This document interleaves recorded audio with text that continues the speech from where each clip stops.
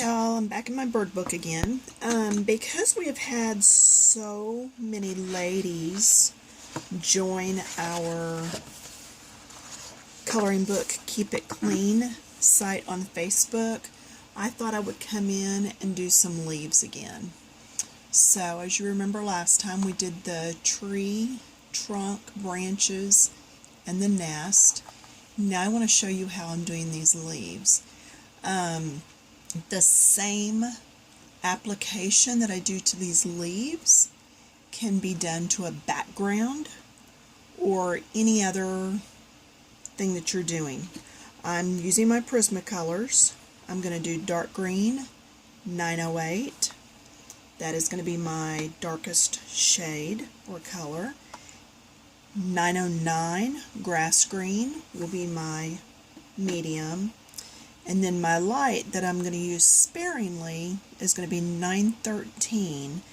And this is actually, can't read it upside down, spring green. There you go. So that's my colors that I'm using. So what I am going to do is start in my dark.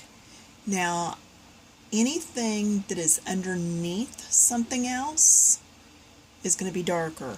So this in here is going to be darker. This through here is going to be darker because it's under here. Let's see. This one right here is underneath, so it's going to be darker. Alright, let me just start with this. If you will go in little circular motion, you won't get a lot of scribble marks. It's just a much smoother application, and you can see as I come out from that dark area, I'm getting lighter and lighter with my coloring. Alright, I'm going to go back in here. I really want this recessed, so I really put that in dark. And then I'm going to have to blend it out. I am not going to be using my colorless blender on here. Not everybody has access to that, so I want you to learn to do it without it. Or at least that's how I'm going to teach this video, is doing without it. Alright, then I'm going to come over here because this is behind. Can you see how just by using a circular or oval motion, I'm not getting a bunch of lines? I'm going to do this right here also darker because this stem is over the top. This is what's down in the recess behind that stem or branch area. And then I will get lighter.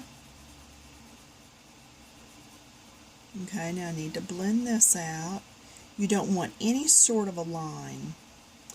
So that's what I'm talking about when I say blend it out.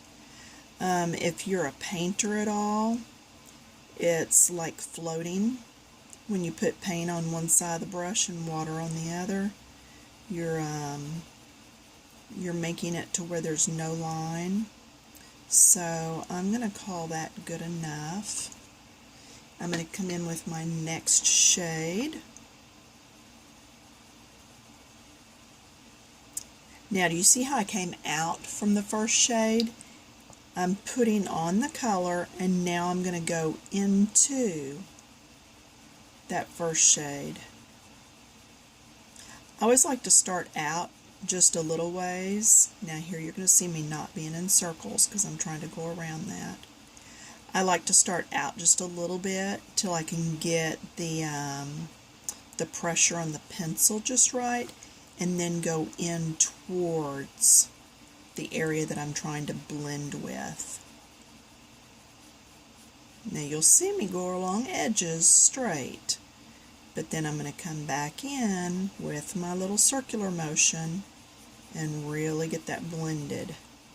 I can go into the dark with the shade lighter, okay, and that will help with that blending. Now you can tell I'm getting lighter again because chances are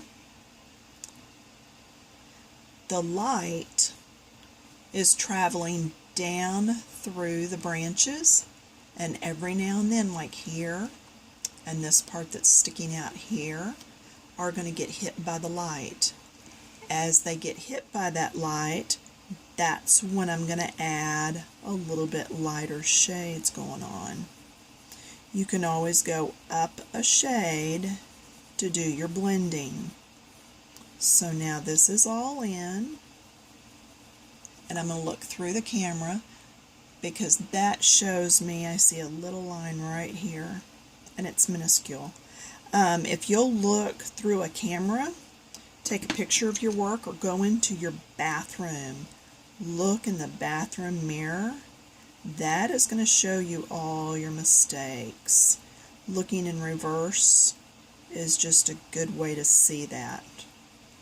Now see, I can go down in here and blend because I'm a shade lighter. I wouldn't really go all the way down into here with it because then I'm mixing up the shades a bit much. But going right here is not a problem. In fact, I color a lot of my pages upside down. I'm coloring upside down right now. Okay, I want to take you down to this one to show you another one. I am going to start with my dark. I'm going to get my dark in here first. I could start with the medium and then go both directions, but I just soon start with my dark and get it in.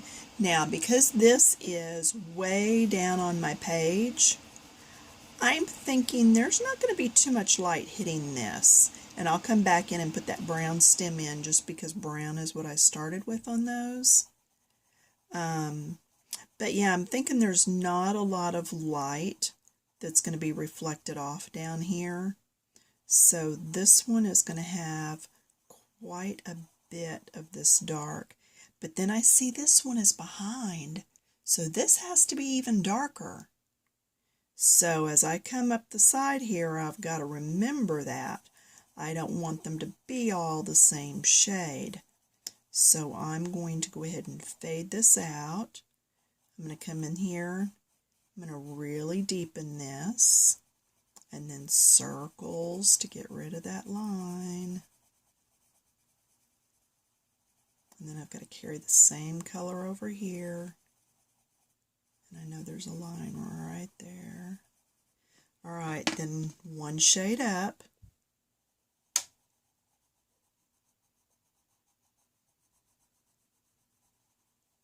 Back to my circles. I don't talk too much about the circles in my videos, and a lot of times I don't do circles, but for you that are having a lot of lines show up in your work, I just feel like it bears needing to be said. Okay, so there's that one. Now, we said this one was going to have to be even darker, so I'm going to come in here and just really make this dark. Okay, and it's behind here, so this is dark. And then I can get lighter here. Now there's not a big transition, but I am going to go ahead and come in with that next lighter shade. And I'm going to bear down pretty hard just so it'll blend good. But now, do you see how that one looks like it's behind this one? So now I have the dark right here because it's under this one. That means I'm going to need the medium shade right up this side because I wouldn't have the dark here as the same dark back here. This one's got to be darker back here. But yet, this is in front of this one, so I'm going to have some dark around here. I'm going to have some dark up through here because this one is underneath this one. There's going to be dark here because the little guy's tail feathers are in front and it's casting that shadow. Alright? I hope I'm not confusing you. Have fun with it.